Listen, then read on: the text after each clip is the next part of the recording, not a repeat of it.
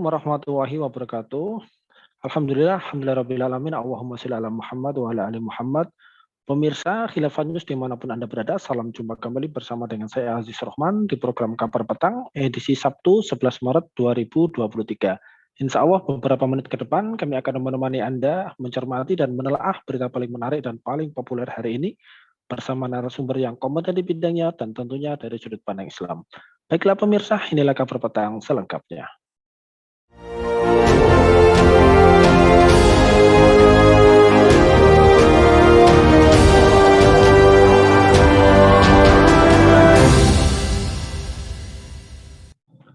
Pemirsa, tenaga ahli utama kantor staf Presiden KSP Brian Sri Pahastuti menyayangkan masih adanya penolakan penanganan situasi gawat darurat oleh rumah sakit.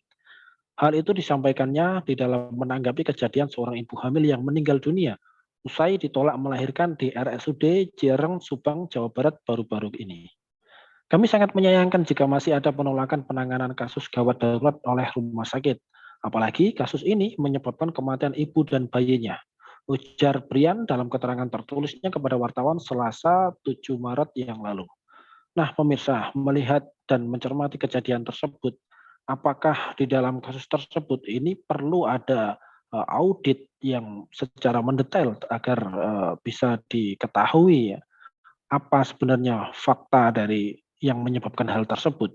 Kemudian juga bagaimanakah seharusnya standar untuk mencegah keterlambatan penanganan kasus kegawat daruratan di rumah sakit, serta bagaimanakah langkah pencegahan agar kasus-kasus tersebut ini tidak terjadi lagi di masa-masa yang akan datang. Pemirsa, untuk membahasnya kami telah terhubung bersama dengan Bung Dr. Amin. Beliau adalah salah seorang praktisi kesehatan dan juga direktur dari Poverty Care. Kita sapa dulu beliau. Assalamualaikum warahmatullahi wabarakatuh, Bung Dr. Amin. Assalamualaikum, Bung Amin, Bung Dokter. Waalaikumsalam warahmatullahi wabarakatuh. Alhamdulillah, bagaimana nih kabarnya ini, Bung Dr. Amin? Sehat, Bung? Alhamdulillah, baik-baik, Mas Aziz. Alhamdulillah, baik. Menyikapi terkait dengan kejadian yang cukup viral ya beberapa waktu kemarin, yang mana ada seorang ibu hamil yang ingin melahirkan di daerah Kabupaten Subang, Jawa Barat, yang kemudian meninggal dunia karena ditolak oleh Rumah Sakit RSUD Jerang, Subang. Nah, melihat kejadian tersebut, menurut kacamata Anda ini, apakah hal tersebut ini bisa dikategorikan melanggar regulasi dan sumpah dokter, dan juga apakah kasus ini perlu untuk diaudit tuntas agar kejadian serupa tidak terjadi di masa-masa mendatang? Mohon tanggapannya. Ya, terima kasih, Mas Aziz. Assalamualaikum warahmatullahi wabarakatuh. Tentu mendengar berita seperti ini kita semua menjadi sangat prihatin. Kita turut-turut tidak sungkawa. Semoga mereka semua bisa bersabar, bisa keluar dari semua persoalan-persoalannya. Nah, berkaitan dengan kasus yang terjadi seperti ini, yang pertama tentu kita akan tidak secara serta-merta menyalahkan gitu ya, pihak ini, pihak itu, ya, apakah pihak dokternya, apakah pihak rumah sakitnya, apakah pihak bidan yang ada di Connect yang mengatakan bahwa kan sudah kita sampaikan bahwa di sini penuh gitu ya. Apakah pihak direktur, apakah pihak bidan yang menemani pasien yang sedang itu, atau bahkan pihak ambulan barangkali lambat begitu ya. Nah, tentu kita tidak bisa langsung mengatakan itu, kemudian kita menyuruh memecat ini, memecat itu, ya sebagaimana salah satu dari anggota dewan yang berhormat ya yang mengatakan pecat aja itu direkturnya, ya pecat dokter dan semua yang terlibat di situ.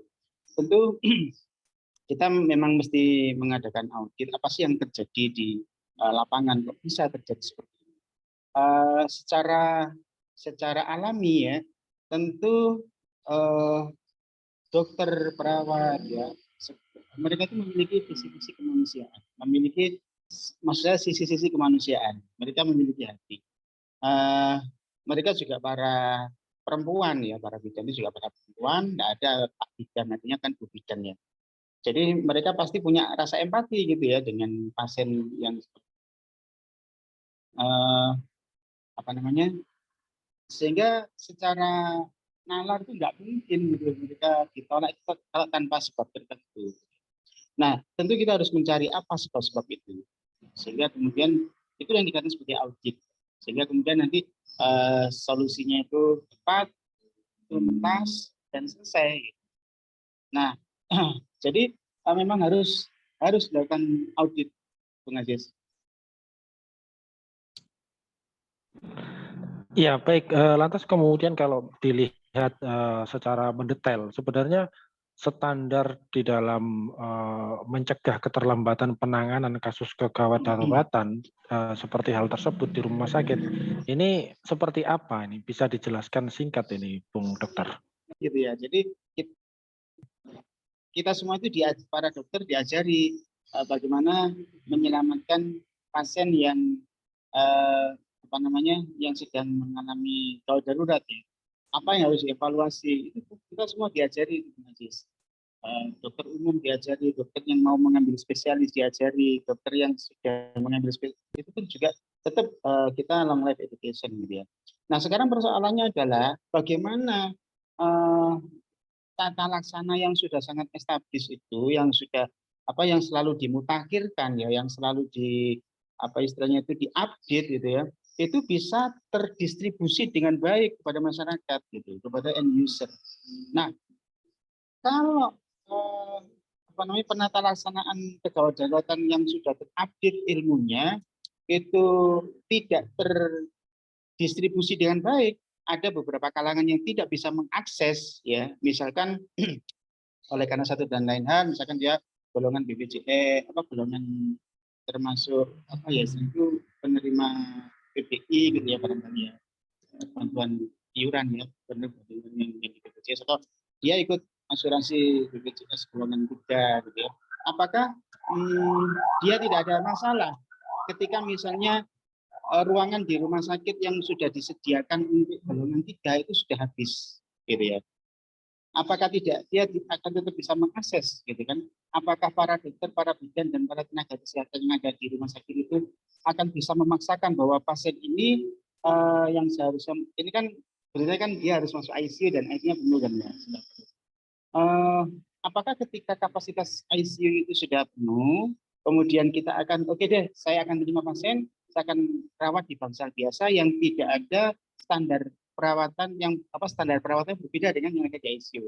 Tidak ada ventilator misalnya, yang itu adalah alat untuk membantu pernapasan secara buatan gitu ya.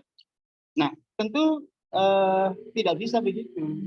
Jadi kita semua para tenaga kesehatan ibaratnya itu tahu gitu dari ilmunya, tapi kita tidak bisa memberikan pertolongan apapun sebagaimana keilmuan kita, oleh karena ya tadi itu ada satu dan lain hal yang tidak memungkinkan kita untuk memberikan pertolongan itu karena nggak ada alatnya gitu, karena nggak ada atau kapasitasnya sudah penuh gitu. Bung Aziz. Ya, baik. Lantas kemudian jika memang mungkin ada beberapa hal yang seperti sudah Anda jelaskan ya, bisa jadi memang SOP sudah dipahami oleh hampir semua tenaga medis di Indonesia. Akan tetapi karena ada anggaran mungkin ya, sehingga kemudian peralatan tidak memenuhi. Ini langkah konkret apa ini yang harus dilakukan oleh pihak-pihak terkait ya, terutama pemerintah, agar kejadian serupa ini tidak terjadi lagi? Iya, selama ini kan yang menjadi impian kita semua itu bagaimana kita bisa menurunkan angka kematian itu gitu kan. Itu saya pikir merupakan cita-cita atau visi yang sangat mulia sekali. Nah, mari visi yang sangat mulia ini betul-betul kita wujudkan gitu kan ya. Jadi kalau ada kasus-kasus seperti ini, kita kan sebagai mungkin saya katakan, janganlah kita ini kemudian langsung lempar batu, lempar tujuan dan seterusnya, sehingga kemudian dipecat sih. Apakah kalau dipecat itu selesai masalahnya ya belum tentu. Kalau masalahnya bukan di situ ya tidak selesai gitu. Dan faktanya kan tidak selesai. Kasusnya kan masih terjadi sampai hari ini, tahun 2023 gitu loh. Jadi sesuatu yang mestinya tidak masuk akal gitu, berulang kali terjadi seperti itu ya. Nah, mestinya ada audit yang tuntas, apa yang menjadi penyebab dari persoalan seperti ini. Kalau apa namanya, sebagaimana yang tadi saya sampaikan, masalahnya kan sebenarnya masalah klasik ya, masalah klasik bagaimana distribusi pelayanan kesehatan yang paling mutakhir, yang paling canggih itu bisa terlaksana sampai pada end user, sampai pun mereka itu adalah ibaratnya level menengah ke bawah gitu ya, yang mereka di dalam sistem kapitalisme yang sekarang sedang running di negara kita ataupun di seluruh dunia, itu mereka adalah orang-orang yang memang tidak bisa mendapatkan akses gitu kepada pelayanan-pelayanan yang canggih, kecuali mereka mengikuti asuransi atau barangkali mereka beruntung untuk mendapatkan bantuan ya, dan jumlahnya nggak banyak orang seperti itu. Nah, jadi saya pikir kalau yang apa harus kita kerjakan pada saat ini, segera dilakukan audit ya, baik itu audit medik ataupun audit bagaimana sistem gitu ya, sistem bagaimana apa namanya ini melakukan rujukan gitu ya, dari puskesmas ke rumah sakit, kemudian apakah dengan jumlah penduduk yang seperti saat ini ya, itu penanganan ANC-nya, antenatal care, penanganan atau kontrol bagi ibu hamil ya, untuk evaluasi ibu hamil apakah mereka itu dalam kondisi yang bahaya apa enggak, itu harus dilakukan dengan baik ya. Apakah sudah terlaksana hal seperti itu, kemudian sampai pada ketika orang itu betul-betul akan melahirkan gitu ya, apakah sistem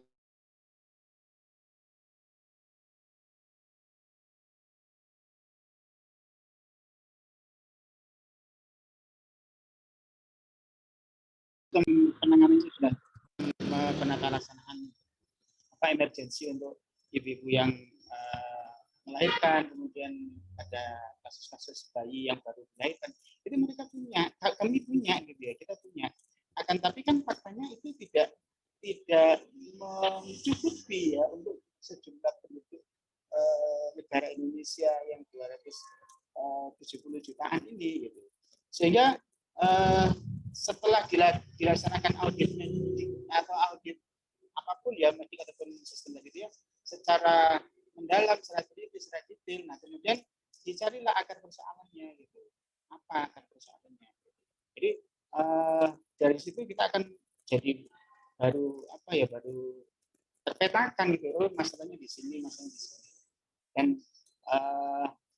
kalau yang selama ini terjadi ya, persoalan yang paling besar itu ya sebenarnya ada pada distribusi tadi itu. Ya, baik, terakhir Bung Dokter, ini kan kalau melihat ya, Anda sendiri adalah dokter profesional, terus kemudian sebagai seorang muslim dan juga paham seluk-beluk ya bagaimana kondisi pelayanan kesehatan di negeri kita saat ini. Nah, menurut Anda sebagai seorang dokter muslim, bagaimanakah caranya untuk mewujudkan sebuah pelayanan kesehatan yang ideal ya bagi masyarakat ini dalam sudut pandang Islam? Oke, sebagai seorang pemimpin, imam atau khalifah dalam agama Islam, dalam agama itu mereka mendapatkan amanah ya yang besar untuk meriayah atau untuk melayani rakyatnya, termasuk di bidang kesehatan. Nah, pelayanan di bidang kesehatan ini tentu membutuhkan dua hal. Yang pertama adalah ilmu kesehatan, dan yang kedua adalah sistem kesehatan. Untuk ilmu kesehatan, seorang khalifah oleh karena mereka itu paham betul bahwa semua tindakan pelayannya kepada rakyat akan dimintai pertanggungjawaban nanti oleh Allah Subhanahu wa taala, maka dia akan berusaha untuk memberikan pelayanan yang paling ideal atau yang paling bagus di bidang ilmu kesehatan. Bagaimana menjadikan orang yang sehat tetap sehat, bagaimana menjadikan orang yang sakit menjadi sehat, bagaimana orang yang sudah menjadi cacat dia tetap bisa berguna, bisa atau bermanfaat dan seterusnya. Nah, ilmu ini akan terus diberikan, ya, akan terus diupdate kepada para tenaga kesehatan, kepada rumah sakit ataupun klinik-klinik ataupun puskesmas di dalam rangka untuk meningkatkan mutu pelayanan ya sebagai mana standar yang paling mutakhir ya di dalam mutu pelayanan.